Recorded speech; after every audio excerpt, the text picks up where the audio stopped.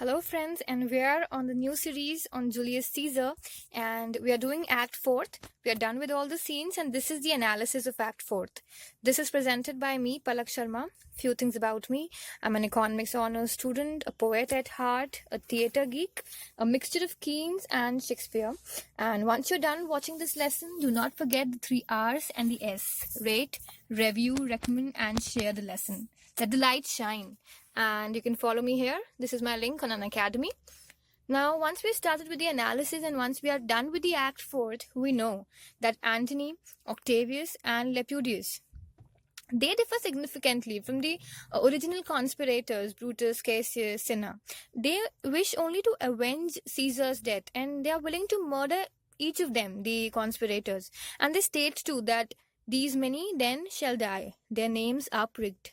And in their counter conspiracy, they are willing to include their own relatives and the friends. And on the list of those to die, they are not looking into it that those who are going to die are their friends or their foes. They're going to kill everyone. They're going to avenge Caesar, actually. So they are demonstrating that they are most serious.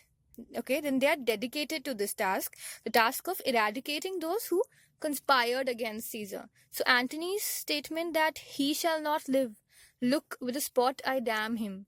This brings brings to the forefront the calculating nature of the new rulers. So what are they? They are the avengers, they are dedicated, and they are calculating in nature. Now, Brutus in this act, he stands out. He stands out as an example of Republican stoicism on the battlefield. He is, because when he describes the cause of Portia's death as impatience of my absence, his calmness when speaking about his wife's death, and this thing even frightens Cassius, because he then remarks, how scaped I killing when I crossed you so? Now he's further taken aback when Brutus is very he's very on ease while he's discussing the topic with Titinius and Messala. So when they arrive, he simply dismisses the topic of Portia's death as if it was nothing which had happened. So Cassius is very much in awe of Brutus's strength of heart and mind. He's not understanding. He's not able to understand how can Brutus immediately change the subject, and he can force Cassius to take him aside. So Cassius is very much dumbstruck. So he asks that, Portia, art thou gone? Is Portia really gone, Brutus? Because you seem so calm. So Brutus then tells him not to speak of her anymore. And later when Messala asks Brutus if he has heard anything about Portia, even then Brutus replies that nothing, Messala. So stoicism and honor, this means everything to Brutus. It's vain, the vain pride, it means everything to Brutus.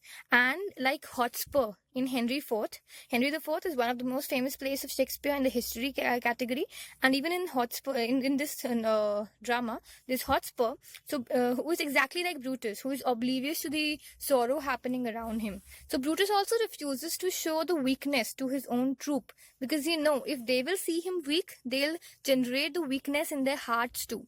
Then another thing that we see in this act is that letters and poetry, they play a great deal throughout this play, and possibly it's like more than in any of Shakespeare's plays, because in the first act, Cassius writes anonymous letter to Brutus to convince him to join the conspiracy. Then Artemidorus writes an ignored letter when he was warning Caesar of the plot against him, and Cinna the poet is murdered also. So in this act, what we see is a poet is again taken to the stage, but Brutus orders him removed from his tent. So in addition, both Brutus and Messala, they have letters regarding the state of Rome and what's going on after Antony's speech. So Brutus states, mine, that's his letter, creates and speaks of 70 senators that died by their prescriptions, Cicero being one. This mentions of perhaps the greatest orator Cicero, who didn't join the conspirators, and he's a man who's closely identified with the words, that is again poetry. So it's almost an afterthought that poetry is given a very important place in this act of this play, and especially in this play of all Shakespeare's play. So even Brutus, we see that when he's trying to read his book, he's again interrupted. He is unable to continue reading because the ghost of Caesar interrupts him. So we therefore see the first manipulative power. The first manipulative power we see in the first act, how Brutus is being manipulated, and then the destruction, the killing of Caesar, and finally dismissal of literature and poetry after Caesar's death. So everything is dead after Caesar is dead. Poets are not being treated properly. Literature has gone wild, and people have lost reason. People have lost respect for poetry. So there's nothing much left in the things around him anymore.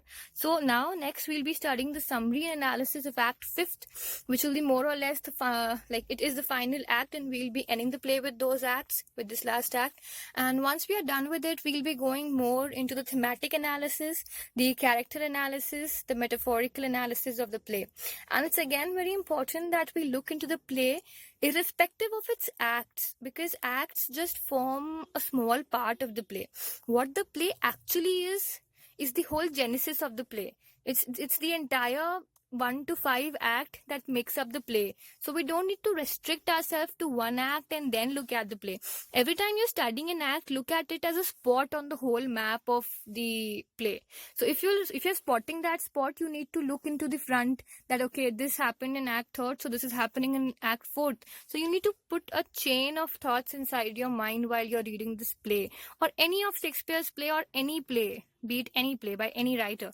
It's important that you think of the play as a topographical map, as I said earlier, because it is a map, the land. And then you need to figure out ways to walk on it, figure out your vehicle, like be it your own mind, be it some lectures you're watching like this one. So there should be someone, a wayfarer, who is guiding you through the way. And once you're done with the whole thing, think of the play with your own perspective. So this is also something I recommend, that when you're done watching the lesson, then look at the act with your own perspective, note down the points, and do not forget to write it in the comment section, because more and more people will be benefiting from it. So yeah, that's it. And next we'll be doing summary and analysis of Act 5th. So keep watching the videos on Unacademy. Thank you, and rate, review, recommend, and share the lesson. Let the light shine. Goodbye.